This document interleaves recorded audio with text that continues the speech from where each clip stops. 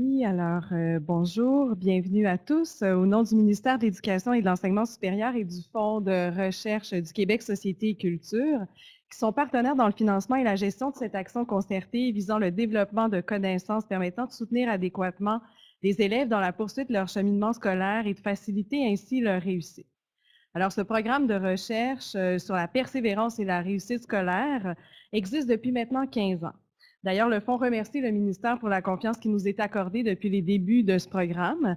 Je me présente, mon nom est Marie-Frédérique Desbiens, je suis responsable de programme au Fonds de recherche du Québec Société et Culture et je suis notamment en charge de l'animation des activités de transfert comme nous allons en vivre une cet après-midi.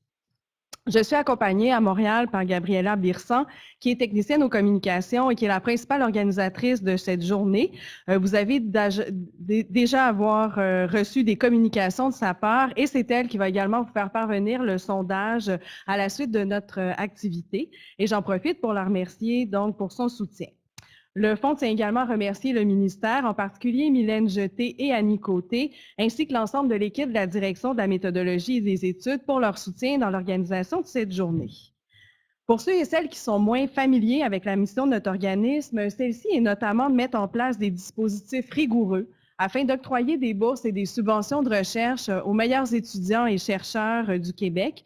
Et c'est pourquoi nous sommes réunis ici aujourd'hui. En se tournant vers les fonds de recherche, nos partenaires s'assurent de la rigueur et de l'impartialité du processus d'attribution des subventions, de même que de la qualité scientifique des projets qui sont présentés. Les partenaires qui s'inscrivent donc dans le programme des actions concertées adhèrent à deux principes qui sont au cœur de nos activités, soit la liberté académique et l'accès public aux résultats des projets qui sont financés. C'est à la suite du lancement d'un appel de proposition en 2002 que divers chercheurs ont déposé une lettre d'intention où la pertinence des projets a été évaluée par tous les partenaires. Après une évaluation de pertinence, un comité scientifique composé de chercheurs reconnus a été formé afin d'évaluer les projets soumis et c'est plus d'une centaine de projets qui ont été financés au cours des 15 dernières années, accordés sous diverses formes, autant des bourses doctorales, des bourses postdoctorales, des synthèses des connaissances et des projets de recherche. Et tous ces projets, donc, ont permis d'élargir nos connaissances sur le thème de la persévérance et de la réussite scolaire. Cet après-midi, nous avons le plaisir de recevoir une chercheure et sa co-chercheur qui ont bénéficié d'un financement dans le cadre de ce programme et qui vont venir vous partager leurs découvertes en la matière et qui vont tenter donc de fournir certaines réponses aux pistes d'action qui pourraient influencer votre pratique. Alors, nous aurons le plaisir d'entendre Mesdames Christian Muist et Cynthia Psaradelis de l'Université McGill dans une présentation qui s'intitule « Environnement d'apprentissage technologique, augmenter la motivation, l'autorégulation et la réussite scolaire des étudiants à l'aide de l'apprentissage par l'enseignement ». Les chercheurs nous feront part notamment de 3 études qu'elles ont menées et qui ont porté sur la résolution de problèmes mathématiques dans un environnement d'apprentissage technologique où des élèves enseignants ont enseigné à des élèves apprenants dans l'objectif d'une meilleure compréhension des problèmes en question. Et dans ce contexte, les chercheurs vont également élargir nos connaissances sur l'utilisation de la technologie en classe et même sur les différences de genre. Bien sûr, je compte sur vous afin de mettre en lien cette activité avec les réalités que vous vivez dans vos différents environnements professionnels. Je sais que nous avons aujourd'hui des gens en provenance de différentes commissions scolaires à travers le Québec, du ministère de l'Éducation, de la Fédération des comités de parents, de services de tutorat, de collèges et de certaines universités. En fait, vous êtes près de 200 à vous être inscrits à cette activité en provenance des 4 coins du Québec et à nous suivre notamment en web diffusion. Parmi vous se trouvent des enseignants, des enseignantes, des conseillers et conseillères pédagogiques, des orthopédagogues, des conseillers et conseillères en orientation, des psychoéducateurs et psychoéducatrices et des professionnels du ministère qui seront donc certainement interpellés par cette présentation et vous serez invités à faire vos commentaires et à poser vos questions à la suite de la présentation. En toute fin de parcours, nous aurons la chance d'entendre Mylène Jeté du ministère qui nous dressera un bref bilan et qui pourra donc vous inviter aux prochaines activités de transfert qui auront lieu dans le cadre de ce programme. Alors, peut-être que certains d'entre vous avaient déjà assisté, soit en présentiel, soit toujours par le biais de la web diffusion, à des activités de suivi qui arrivent en cours de processus, en cours de recherche et qui permettent de questionner donc le déroulement de la recherche dans certains projets. Mais aujourd'hui, l'étape est différente. Donc, nous sommes dans une activité de transfert des connaissances. La recherche est terminée et c'est à ce moment que les chercheurs donc viennent diffuser publiquement leurs travaux et espèrent que ceux-ci vont trouver écho dans différents milieux.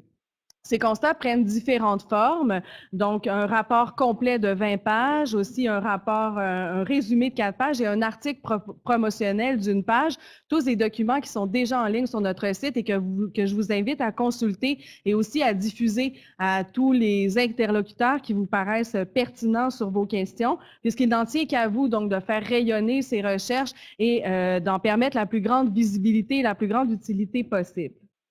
Alors, suite à notre rencontre, effectivement, la balle sera vraiment dans votre camp pour valoriser ces résultats, pour les utiliser, vous les approprier.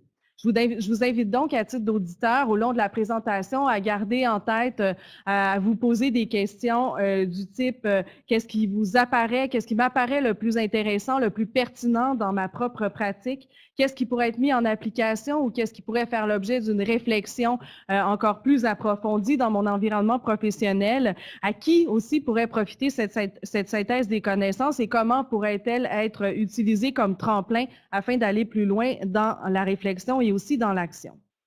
Alors, je l'ai dit précédemment, nous sommes également en web diffusion et cela permet donc à tous les gens qui se sont inscrits d'envoyer leurs commentaires en cours de présentation et de poser leurs questions qui seront par la suite transmises aux chercheurs, donc par Annie Côté qui va agir aujourd'hui à titre de médiatrice. Les chercheuses vont disposer de 45 minutes pour faire leur présentation et donc la période de questions pourra aussi bien se dérouler en français qu'en anglais. Donc, soyez très à l'aise de poser les questions dans la langue de votre choix.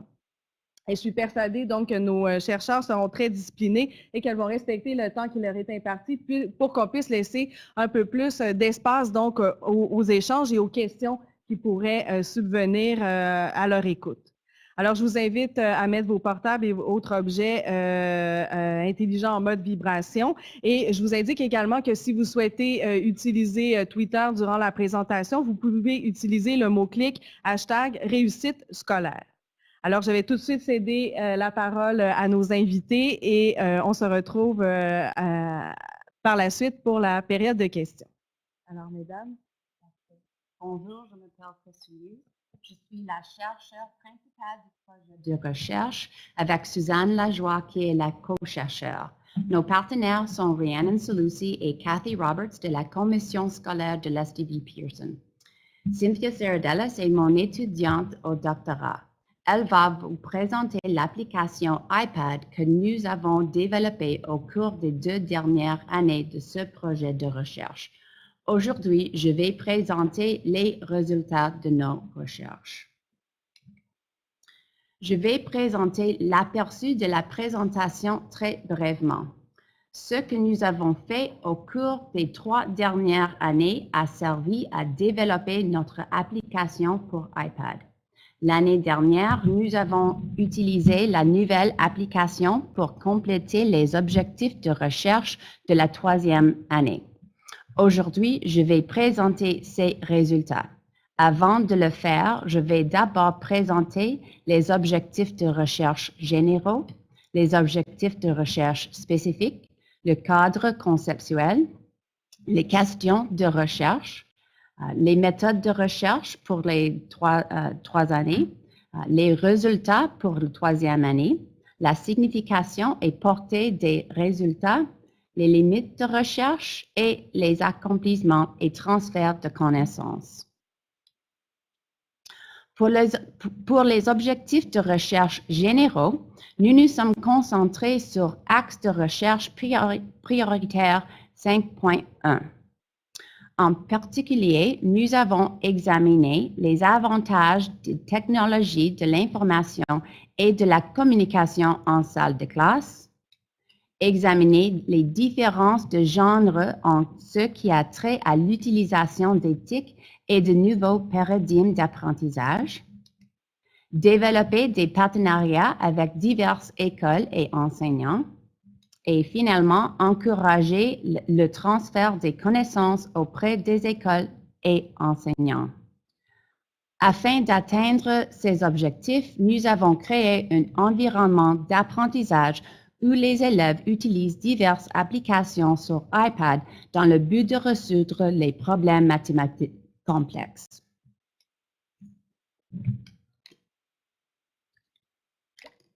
L'environnement que nous avons développé est basé sur le paradigme de l'apprentissage par l'enseignement, où les élèves doivent résoudre un problème mathématique complexe, puis créer une vidéo explicative afin d'enseigner la résolution du problème à d'autres élèves.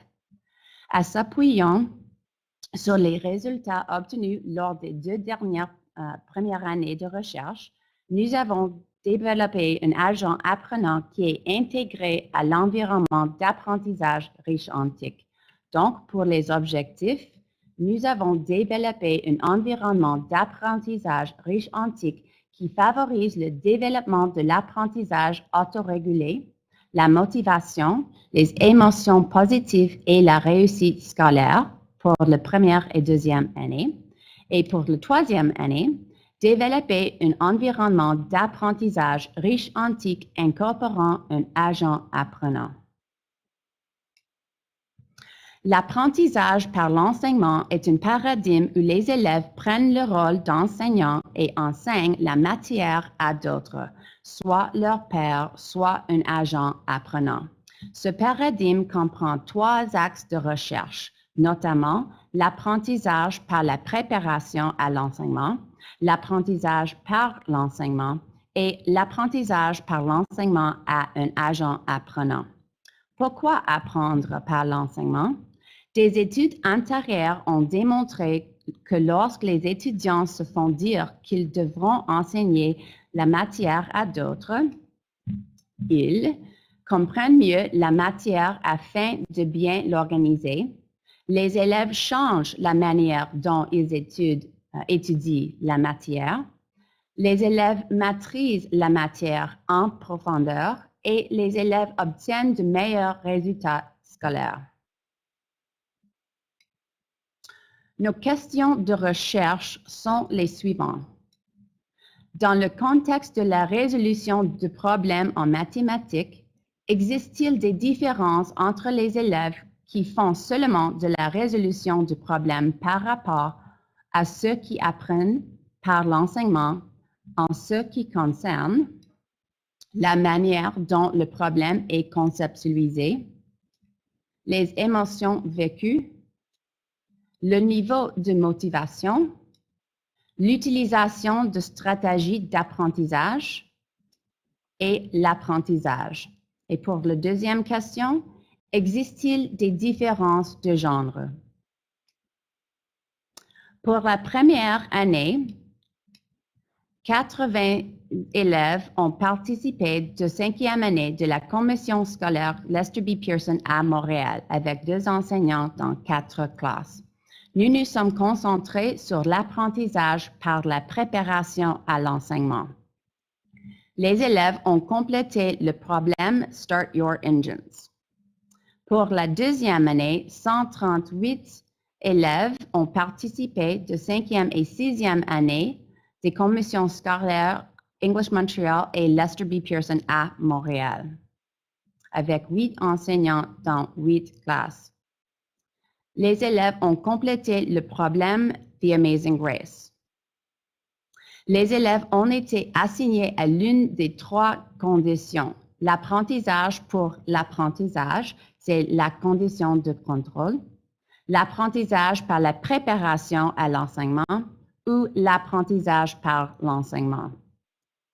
Les résultats des 2 premières années de recherche ont révélé que la carte conceptuelle était un élément essentiel à la réussite de la résolution de problèmes. Les élèves dans la condition d'enseignement ont constamment surpassé les élèves dans la condition d'apprentissage seulement. En se basant sur les résultats, nous avons développé une application iPad où l'élève développe une carte conceptuelle qui sert à enseigner à un agent comment résoudre le problème à partir des informations présentées. Pour la 3e année, 70 élèves ont participé de la 5e année de la commission scolaire Lester B. Pearson à Montréal, avec 2 enseignants dans 4 classes.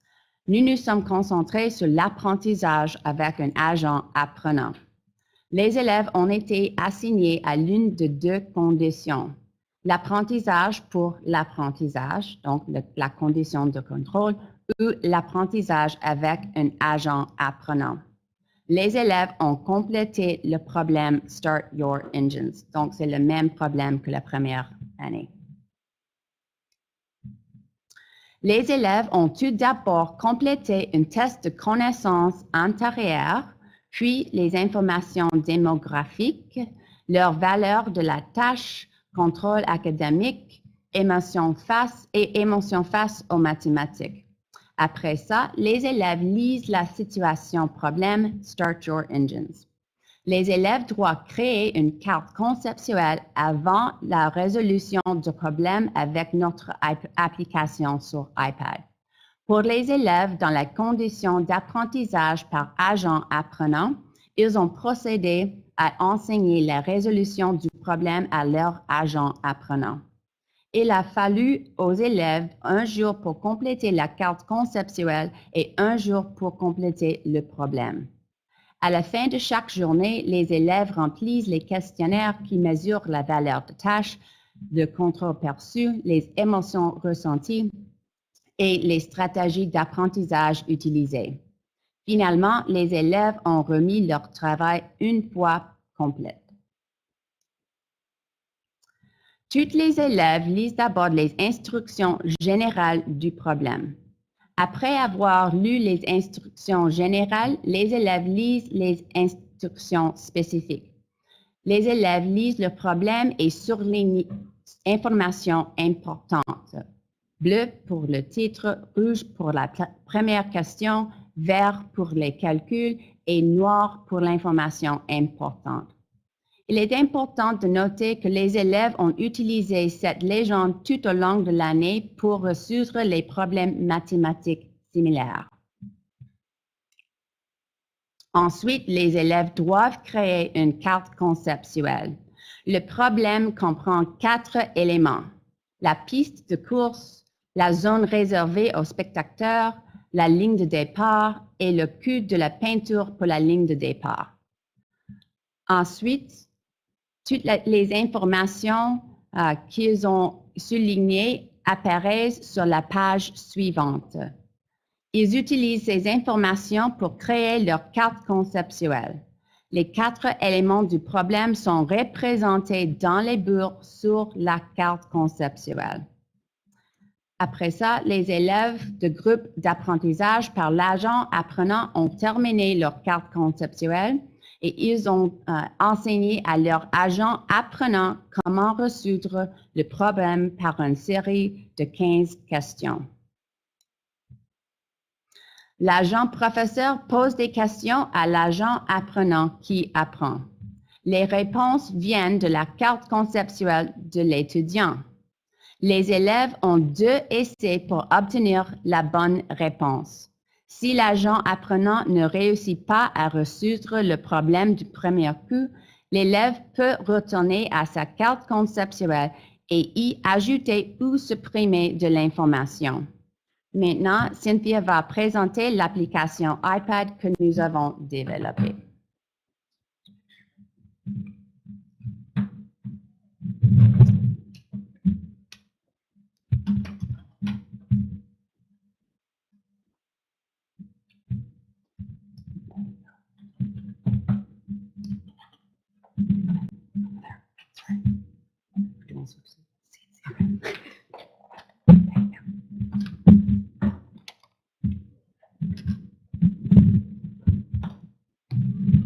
Alors, nous avons développé une application iPad, puis maintenant, on va aller dans l'application. Alors, en premier, on va mettre le nom. C'est l'étudiante 101 qu'on va mettre. Puis après, je vais mettre le mot de passe. Alors, chaque étudiante a un un nom qu'ils utilisent avec un nom de poste.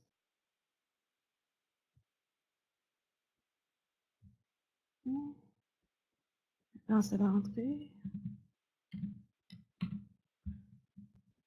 Puis, comme mon professeur Dr. Muse a dit, le nom de le problème, c'est Starter Engines. Alors, les étudiantes poussent sur le bouton de Starter Engines.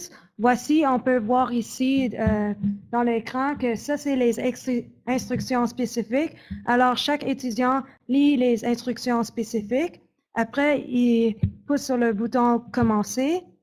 Une fois qu'ils ont commencé, ils commencent à lire le problème. Alors ici, on peut voir Starter Engines. Ils vont pousser sur la couleur bleue.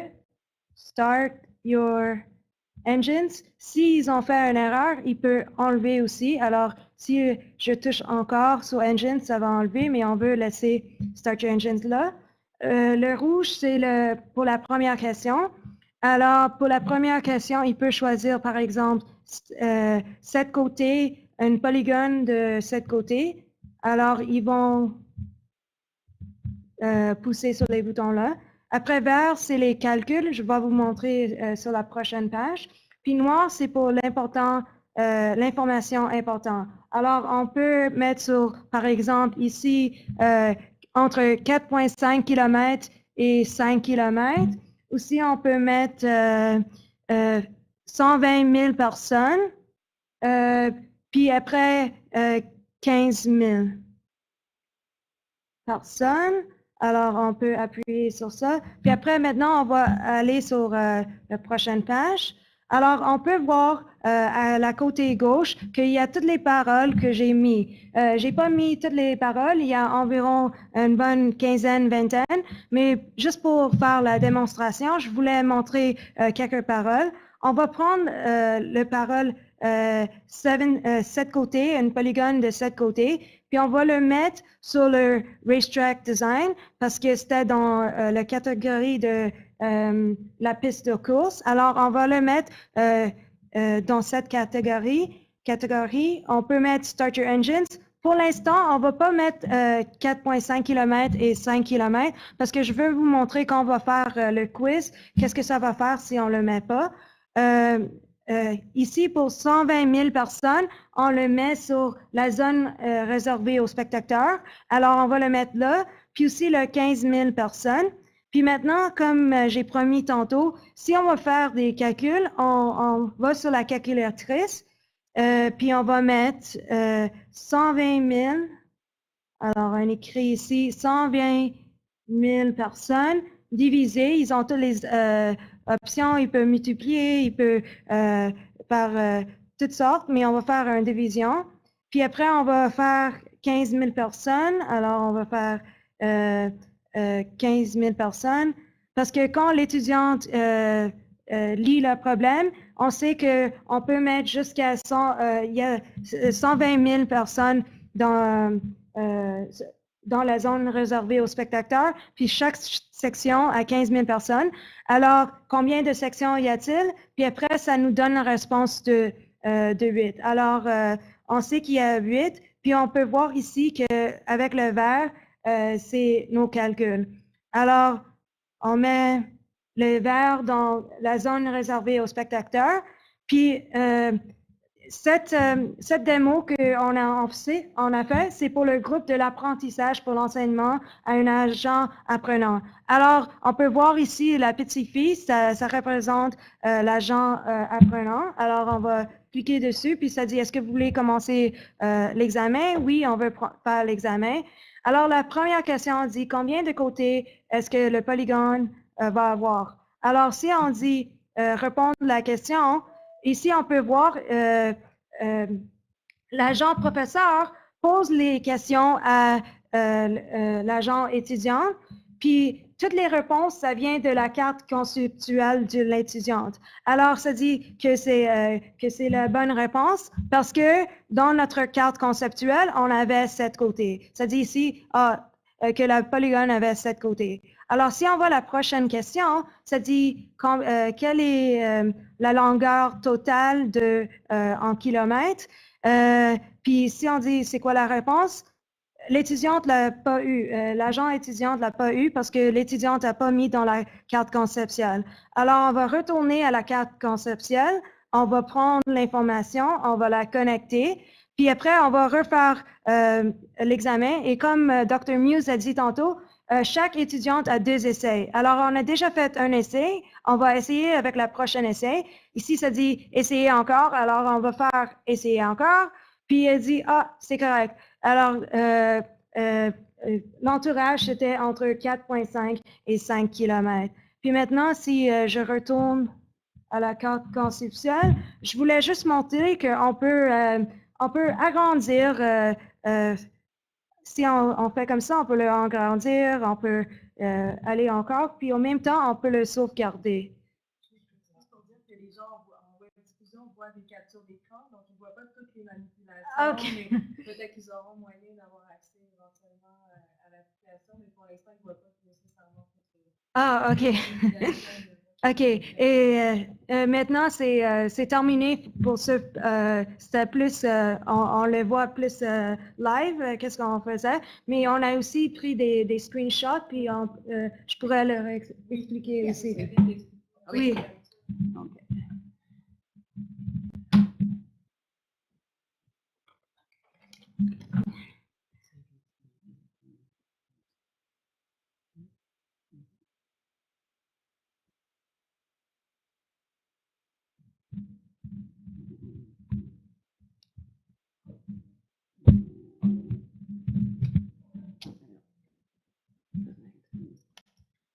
OK.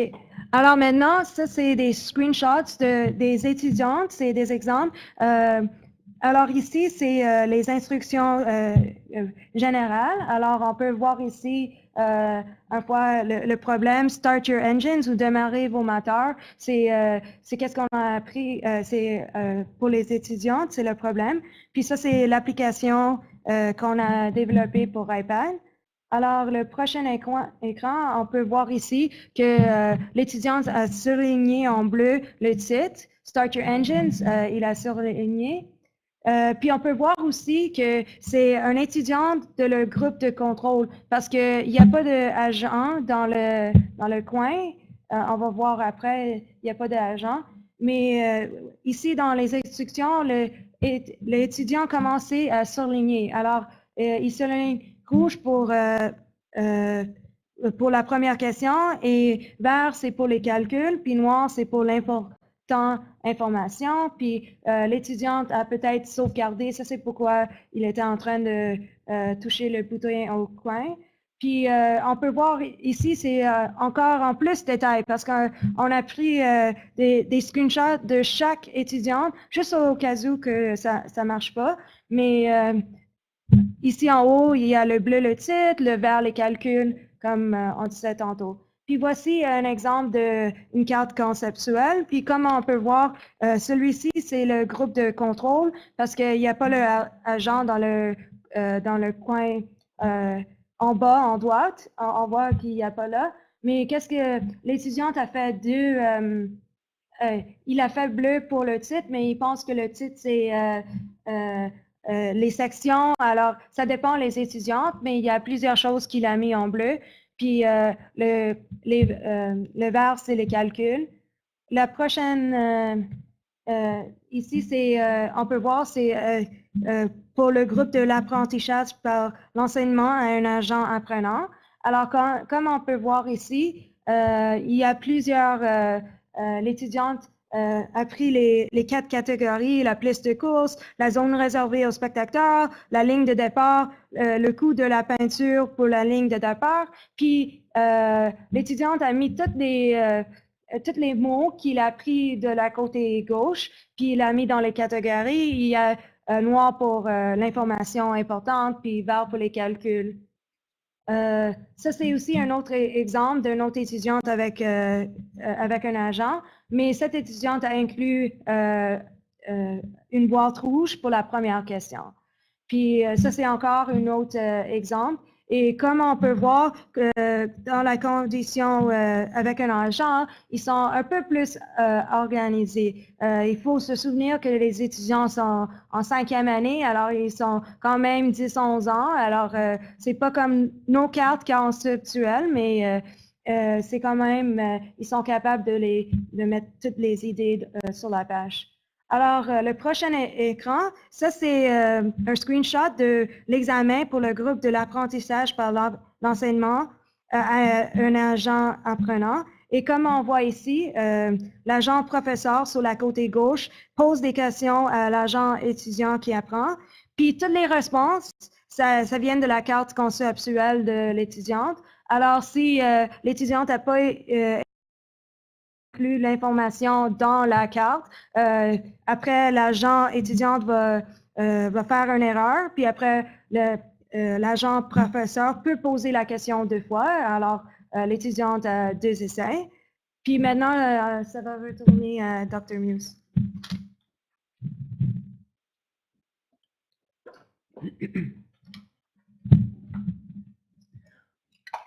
Pour les résultats, pour les cartes conceptuelles, nous avons observé un écart de 8% en ce qui a trait à la qualité des cartes conceptuelles. On a codé l'information contenue dans les cartes conceptuelles ainsi que la qualité de l'organisation des cartes conceptuelles. Tout comme pour les années 1 et 2, la carte conceptuelle s'est avérée essentielle à la résolution du problème. L'apprentissage est sur le gauche et apprenant, c'est sur le droit. Pour la motivation et émotion, aucune différence n'a été constatée entre les groupes d'apprentissage ni entre les genres sur la valeur de la tâche, le contrôle académique et les émotions. Ceci est important parce que des recherches antérieures ont montré que les filles éprouvent plus d'anxiété que les garçons pendant la résolution de problèmes mathématiques. Pour les stratégies d'apprentissage, nous avons observé des différences entre les groupes en ce qui a trait à la planification et aux stratégies cognitives, mais aucune différence en ce qui a trait aux stratégies métacognitives. Nous n'avons pas non plus observé de différence entre les genres. Pour l'apprentissage, les élèves dans les conditions d'apprentissage par l'agent apprenant ont performé significativement mieux que les élèves dans le groupe contrôle. Nous avons observé un écart de 8%. Aucune différence n'a été observée entre les genres. Donc, c'est les mêmes résultats que les années précédentes. Pour les significations et portées des résultats, en utilisant une application sur iPad pour créer un environnement d'apprentissage par l'enseignement riche en TIC, nous avons substantiellement augmenté la compréhension du problème mathématique ainsi que les résultats d'apprentissage des élèves. Les élèves dans le groupe d'apprentissage par agent apprenant ont développé de meilleures cartes conceptuelles que les autres élèves. Finalement, les élèves du groupe d'apprentissage par agent apprenant ont obtenu des résultats de 8% supérieurs aux élèves du groupe de résolution de problèmes seulement. Pour les limites, la taille de nos échantillons était petite et limitée à un seul niveau. Donc, on doit faire plus de recherches dans d'autres niveaux et avec des sujets divers. Plusieurs écoles n'ont pas les ressources nécessaires pour financer l'achat d'iPad. Et plusieurs familles n'ont pas des ressources financières nécessaires pour se permettre l'achat d'un iPad. Les enseignants doivent être à l'aise avec l'éthique et doivent en percevoir les bénéfices. Et finalement, on peut faire face à des problèmes technologiques. Pour les accomplissements et transferts des connaissances, nous avons fait 14 présentations lors de conférences académiques. Nous avons fait 7 présentations lors de conférences pour enseignants. Et nous avons fait 3 ateliers de formation aux enseignants auprès de la commission scolaire de Lester B. Pearson en anglais et ailleurs au Québec en français, mais pas par moi. Et environ 75 enseignants ont participé à chacun des ateliers. Un atelier de formation aux enseignants aux États-Unis et 3 en République dominicaine est aussi fait. Un cours iTunes U a été développé par Madame Celucci et c'est en ligne maintenant. Une entrevue accordée à CJAD 800 par Madame Celucci. Une entrevue accordée à CTV News par moi-même. Une entrevue accordée au Globe and Mail par moi-même aussi. Et nous avons fait 3 articles publiés dans des publications scientifiques importantes. Et finalement, 2 autres articles sont en cours de rédaction. Donc, nous avons été occupés. Oui, merci. Des questions?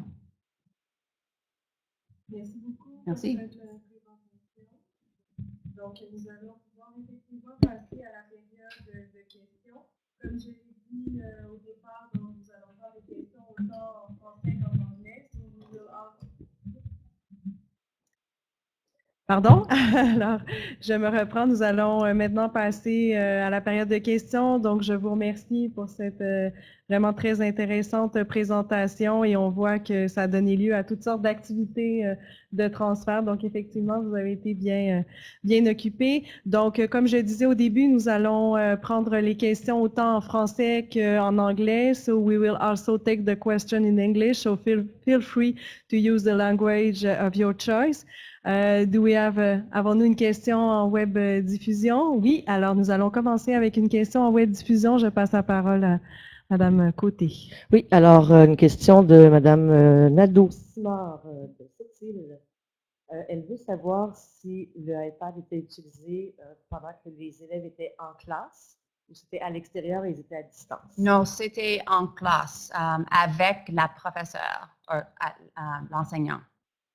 D'accord. Elle demande aussi pourquoi iPad et pas plutôt sur le web. Les écoles where we went, qu'on est allé utilisent les iPads. Les écoles ont un one-to-one iPad programme de iPad et ils veulent they wanted to see if it works. Okay, it's Yeah. already integrated. Yeah. Okay. So if you want to explain. Okay. C'était déjà intégré dans leur programme de l'école. Alors, ils ont dit... Oh, désolé. C'était déjà intégré l'iPad dans l'école, puis c'était déjà un par un. Alors, chaque étudiante avait leur propre iPad, mais ils ne savaient pas vraiment si c'était utile ou non. Alors, nous avons fait des recherches pour savoir si les iPads sont vraiment, si on doit utiliser les iPads dans les cours ou non. Parce que tous les professeurs l'ont intégré dans leurs cours, mais on le savait, il n'y avait aucune recherche pour dire que si ça marchait ou pas. D'accord, j'ai une question maintenant de Mme Potvin. Elle dit, lorsque l'élève enseignant posait des questions à l'agent apprenant sur sa carte conceptuelle, ces questions étaient-elles déterminées à l'avance ou étaient-elles improvisées par l'enseignant-élève en temps réel? Il y a un autre volet à la question. Est-ce que je le pose tout de suite ou je vous laisse répondre? C'est en avance. Toutes les questions sont préparées en avance. Oui. Les 15 questions qui sont très importantes pour les enfants de faire résoudre le problème. Alors, Ben, dans le cas, la dame demande à ce moment-là si les questions étaient préparées en avance, quel était l'intérêt que ce soit l'élève enseignant qui pose la question à l'élève apprenant, alors que celle-ci s'affichait sur l'écran?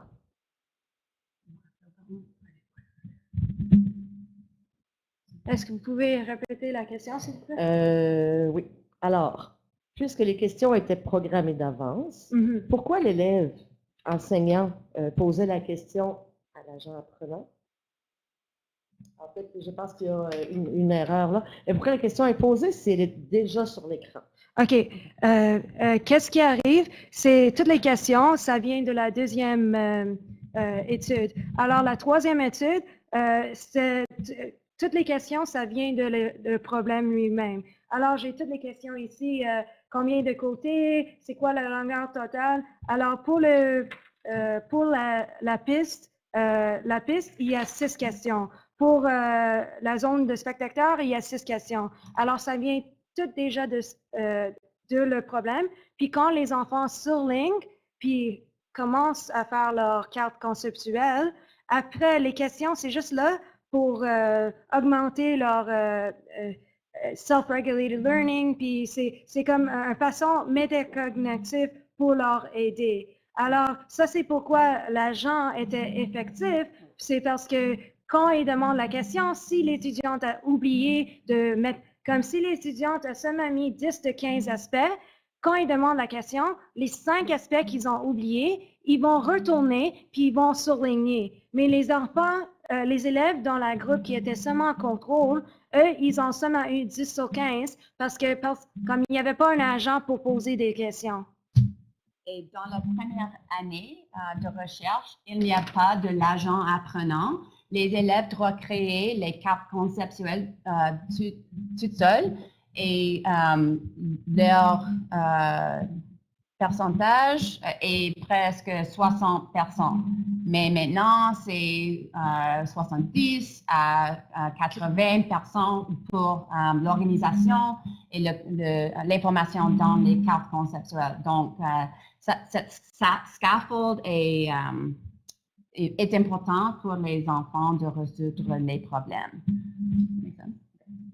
Merci. Madame Lemieux, maintenant. Je continue? Madame Lemieux, maintenant, a une question. Elle demande, mais si la carte avait été faite sur papier, ça aurait fonctionné quand même. Quelle est la valeur ajoutée du iPad? On utilise le papier dans la première année. Actually, was it the first? Yeah, the first study. Yeah, we had both. On utilise le papier et aussi le iPad. On utilise le Padlet pour les enfants dans les conditions d'apprentissage par la préparation et les enfants qui mettent leur carte conceptuelle sur un papier. C'était un très long temps de organiser l'information. S'il fait une erreur, ils sont frustrés. Donc, c'est plus difficile sur le papier, mais sur le Padlet, le programme Padlet, c'est plus facile pour les enfants de changer l'information, de sort of shift it around. Donc, c'est plus facile et on peut faire plus avec l'application. Mais sur le papier, c'est important aussi pour les cartes conceptuelles. Donc, c'est sur un papier ou avec un iPad, c'est une étape importante, mais c'est plus facile pour l'iPad. D'accord. Padlet, vous l'avez mentionné, c'est une application sur le web de cartes conceptuelles collaboratives. Alors, quelqu'un qui n'aurait pas d'iPad pourrait l'utiliser. Oui. Et c'est quand même d'ailleurs déjà utilisé dans les écoles. Une autre question de Mme Nadeau-Simard, si un enseignant veut monter une situation d'apprentissage de ce genre, est-ce possible sans être un expert en informatique? Okay, do you have to be like Andy? Do you have to be specializing in technology to actually know how to do this? To develop it or to use it? To use it. Non, to develop. To develop. Oui. Oui. Oui, je pense que la personne qui développe l'application pour nous est un PhD dans les... Ingénie. oui. Et toute l'information que les enfants, toute l'information qu'ils surlignent, tout ça went to our web server. We could want to. OK. Yeah. Alors, Dr. Muse travaille comme on a un groupe qui s'appelle Leads, Learning Environments Across Disciplines, puis il y a des ingénieurs, il y a des professeurs, il y a toutes sortes de disciplines, puis on travaille ensemble. Alors, dans notre équipe, il y avait Dr. Lajoie, Dr. Muse, mais il y avait aussi un ingénieur qui travaillait avec nous de North Carolina. Puis nous, on disait, OK, on veut ces 15 questions, on veut que ça soit cette couleur, on veut... Puis c'était tout par Skype ou par courriel, puis on le voyait seulement une fois par l'année, puis il mettait tous les aspects qu'on voulait. Alors, c'était nous qui avions, Dr. Muse, moi-même, puis Dr. Lajoie qui avait les idées, mais on avait vraiment besoin d'un ingénieur parce que moi, j'ai jamais pris des cours pour faire une application. Puis même hier, il nous aidait, on avait besoin de son aide, puis on a envoyé courriel, puis il était là pour encore nous aider. Alors, mais c'est vraiment la beauté parce que dans chaque domaine de la vie, on a besoin de plusieurs disciplines. Si on pense qu'on peut faire seulement une discipline, ça marche pas. Alors, on a besoin un peu de technologie, un peu de mathématiques, un peu de self-regulated learning. Alors, on a besoin de toutes ces disciplines pour travailler ensemble. Et toutes les choses que les enfants ont à faire avec notre application, cette information est sauvée sur un serveur. Donc, on peut voir qu'est-ce que les enfants cliquent et uncliquent et toutes les choses comme ça. Donc, c'est plus d'informations que we know to do with, mais yeah. Monsieur Jean-Simon Gardner demande, l'application permet-elle de mettre ses propres problèmes et questions pour un enseignant? Okay, so kinds of... If they were able to put their own problems and questions.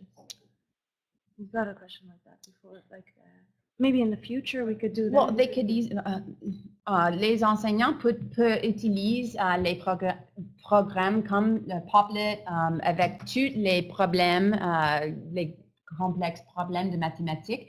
Les enseignants that we work with, nos partenaires, utilisent cette façon tout le temps avec leurs enfants pour les problèmes complexes.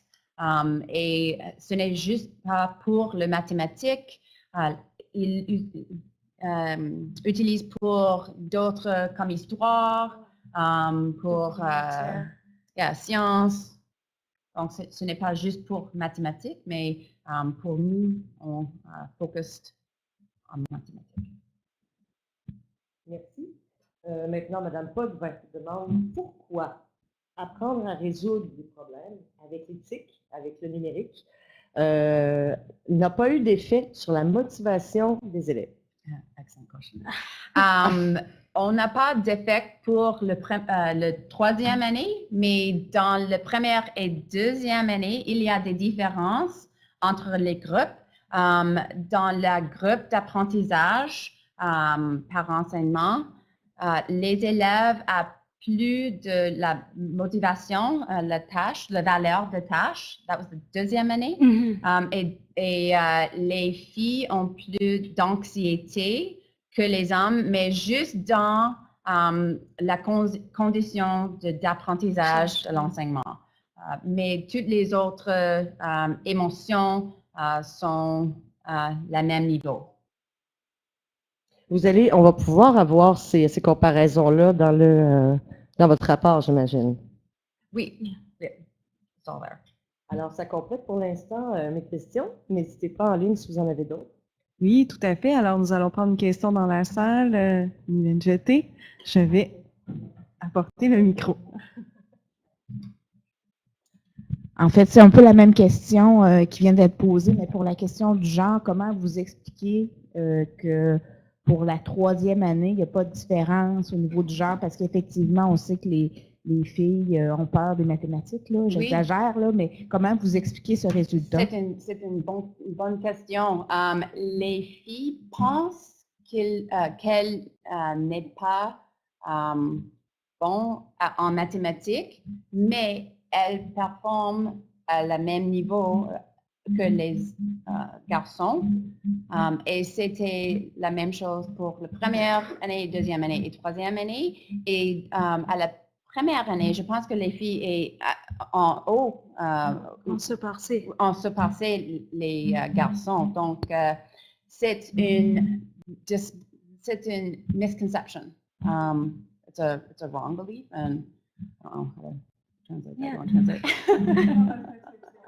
Yeah. Je vais me permettre une autre question s'il n'y en a pas d'autres. Tantôt, vous parliez qu'il y avait des écarts de 8% sur certains tableaux. J'imagine que c'est des écarts qui sont statistiquement significatifs. Oui. Ma dernière question, j'en profite. Même si ce n'était pas l'objet principal de votre projet, puis je comprends que l'école où vous avez fait cette expérimentation-là est habituée de travailler avec les iPads, est-ce que les enseignants impliqués dans l'expérimentation qui a été faite ont trouvé des bénéfices pour eux-mêmes, pour leur propre enseignement, pour la réussite des élèves? Est-ce que vous avez eu des échos de leur part ou, comment je pourrais dire ça, considérant le fait qu'ils sont habitués à travailler avec les iPads, pour eux autres, ça va de soi. J'aimerais ça un peu avoir comment ils ont trouvé cette expérimentation là, pour leurs élèves et pour leur propre enseignement. Pour Madame Salusi, elle est la personne qui put it all together. C'était toute son idée. Le professeur, c'était son idée, puis elle est approchée Dr. Muse et dit, est-ce que vous pouvez faire la recherche? Oui, donc pour elle, est-ce que c'est une recherche-action, hein, c'est ça? Oui, c'est vraiment recherche-action. Et elle veut évidence que le programme marche. Et pour elle, c'est très important parce qu'elle continue à utiliser les iPads dans la classe et pour autres sujets. Et it's now backed by research, so it's important for her. C'est important. Puis tout ça, apprentissage, en anglais, c'est learning by teaching. Quand tu apprends à quelqu'un d'autre, tu apprends en même temps. Et on a vu l'évolution de Mme Salusi. Comme la première année, c'était comme il y a 5 ans, 7 ans que j'ai rencontré. Maintenant, elle est allée 3 fois à Dominican Republic. Elle a donné des workshops. Alors, on a vraiment vu, c'était pas seulement dans sa classe que ça a changé, mais on est allé comme dans 12 classes avec 12 différents professeurs, 3 écoles. Alors, c'est plusieurs élèves qu'on a travaillé avec. En tout, je pense que c'est comme entre 250 élèves, étudiants qu'on a travaillé avec. Puis maintenant, eux, ils sont en secondaire. Alors, c'est tout, même une petite application cette journée. Ça peut avoir ça peut faire une grande différence, même si c'est un petit, seulement 7 journées dans leur vie, on ne sait jamais comme s'il y a tous des effets secondaires que ça peut avoir avec les étudiants.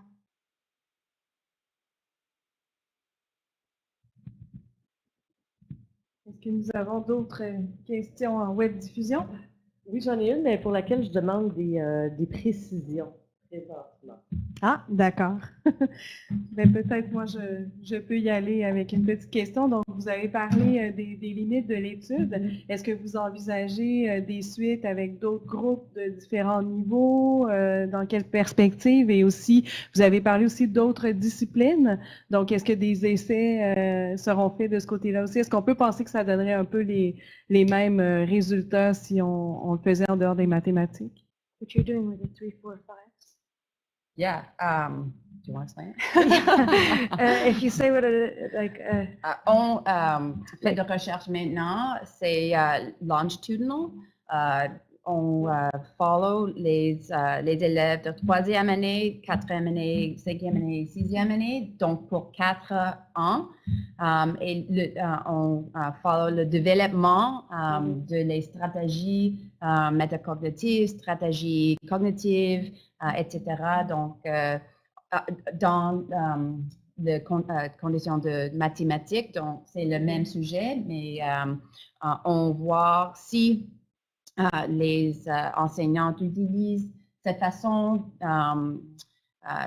qu'est-ce qui se passe avec les enfants, est-ce qu'ils peuvent développer plus rapidement, quelle sorte de classe, l'environnement dans la classe, foster, I don't know, sorry?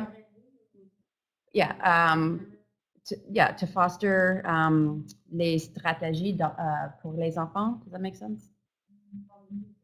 Yeah, so what the teacher does in the classroom in terms of learning by teaching or to help them to support their self-regulation, how does that change over time or how does that develop over time? So we're watching students from grades 3 through to grade 6.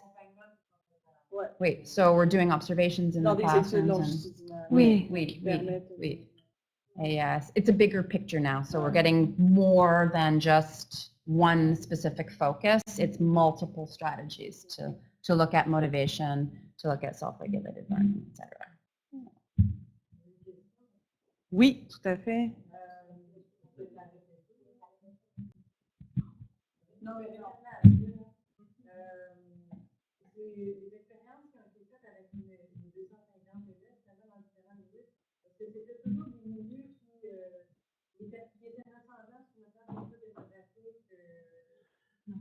Non, c'était très différent.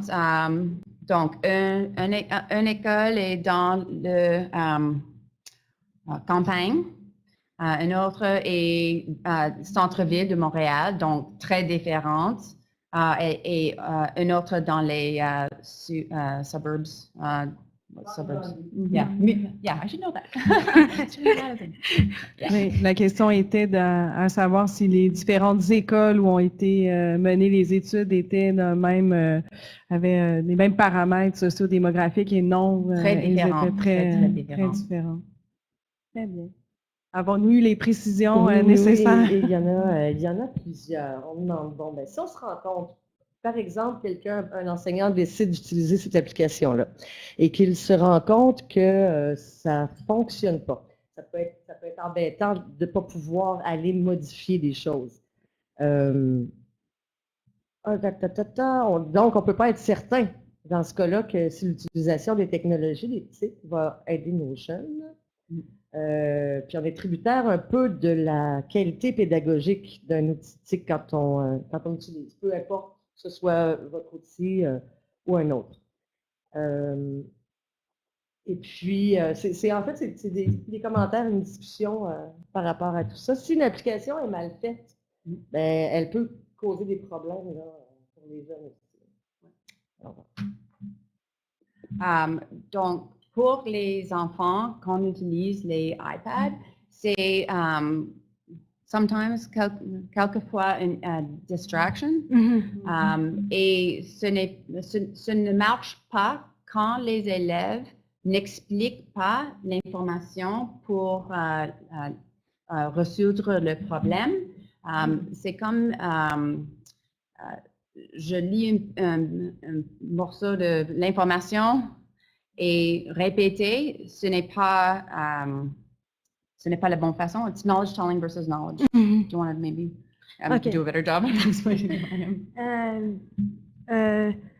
Des fois, les étudiants vont juste comme ils vont répéter, ils vont juste faire un summary, comme ils vont un résumé de qu'est-ce qu'ils ont en lit. Puis c'est vraiment superficiel, mais qu'est-ce qu'on voit vraiment, c'est les étudiants qui vont plus en profondeur pour expliquer qu'est-ce qu'ils doivent faire. Et qu'est-ce que j'ai compris de cette question, c'est quand ça marche pas, qu'est-ce qu'on a fait? C'est pas comme si on a créé une nuit cette application. Ça nous a pris plusieurs années. Alors, c'était vraiment en long terme. Comme maintenant, ça fait comme 6 ans que je fais mon maîtrise et mon doctorat, puis c'est le 3e projet, le 3e étude qu'on a fait avec ça.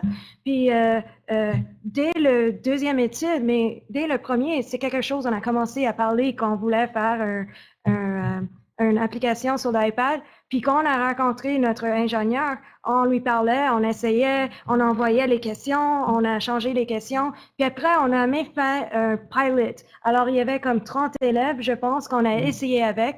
Puis après, s'il y avait des défauts, des bugs, on a envoyé à nos amis. Ma mère a essayé, mon père, sa famille a essayé. Alors, on a tout envoyé à comme 5-10 personnes pour essayer. Et après, on est allé dans les écoles.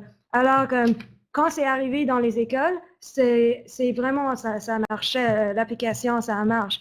Bien sûr, ils vont avoir des défauts comme si l'Internet, le Wi-Fi ne marche pas, après, ça ne va pas marcher. Mais parce qu'on a fait ce projet même sur papier, on peut prendre le papier. Alors, il faut toujours avoir comme plusieurs façons de savoir comme plusieurs plans dans notre comme il faut avoir plusieurs façons de le faire. Comme si ça ne marche pas, on va le faire sur un papier. Puis travailler avec Dr. Muse pour comme 6 ans, c'est quelque chose qu'elle m'a vraiment montré que comme il faut jamais paniquer ou être anxieux parce que sinon les enfants vont être anxieux. Alors il faut rester calme puis dire ok, ça marche pas maintenant l'application, on va prendre une feuille, on va faire la carte conceptuelle sur la feuille. Puis jusqu'à date, ça a marché. Peut-être quelqu'un d'autres chercheurs peut nous donner des idées, puis c'est toujours une amélioration. Alors, Et quelques enfants aiment briser les programmes. J'ai d'autres questions encore. Si je peux continuer. Monsieur Besnard demande, pouvons-nous avoir un code pour utiliser l'application iPad? Par exemple, s'il vous écrit suite à la présentation. Est-ce que vous permettez aux enseignants de l'utiliser? Is it still in patent, or like are we allowed to give it to people? I don't think We haven't. No. Yeah, we haven't gotten up to that Okay. stage yet. Non, on n'est pas encore à ce point. On peut pas comme distribuer public général. Avez-vous un brevet? Là,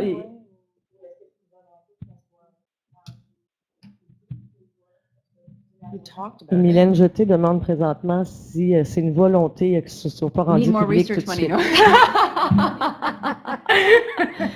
Non, c'est une étape importante pour nous, mais on doit évaluer s'il marche première fois et après ça, on peut mettre public.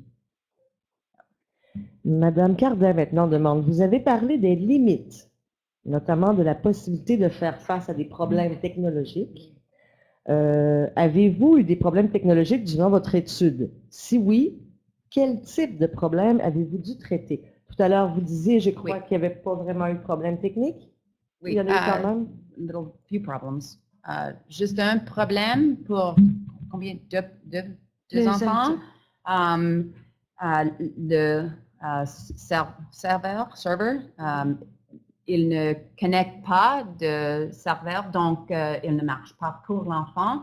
L'enfant fait les questions, doit retourner à la carte conceptuelle, mais ça ne marche pas. Donc, c'était un problème, mais on utilise un nouveau numéro pour l'enfant et ça marche après ça. Donc, il y a certains problèmes. Pour un jour, il y a des problèmes avec le Wi-Fi à l'école parce que les enfants, tous les enfants ont un iPad pour la 5e et 6e année. Donc, il y a beaucoup de trafic et ça marche lentement quelquefois, mais après ça, c'est pas pire. Madame Mathieu fait remarquer, commercial products also have bugs. Yes, true. Et ça fait le tour des questions pour moi. Pour l'instant. Très bien. Je pense que nous avons également fait le tour dans la salle. Donc, je vais inviter Mylène Jeté du ministère de l'Éducation et de l'Enseignement supérieur à prononcer le mot de clôture et je vais lui apporter donc le micro.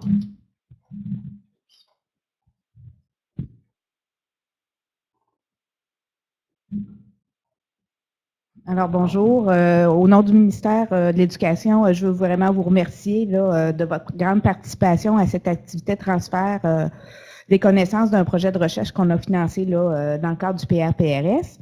Je tiens d'abord à remercier les chercheurs là, pour la qualité de votre présentation. Je pense que les résultats de votre recherche tombent à point au ministère.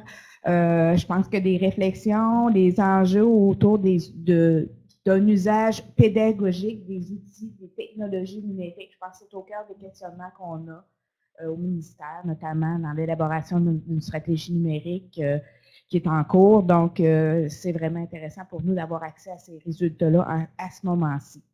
Je veux aussi remercier Marie-Frédérique pour l'animation et aussi Gabriella pour l'organisation de l'activité. Merci à Annie pour avoir assuré le rôle de modératrice. Je dois vous dire qu'aujourd'hui, c'est notre dernière activité de transfert de l'année.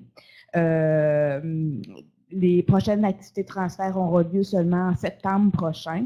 Donc, j'invite les gens en ligne et les gens en salle à être à l'affût, surveiller vos courriels. Il va y avoir une autre belle saison d'activités de transfert l'an prochain. Donc, je vous souhaite vraiment une belle fin de journée à tous.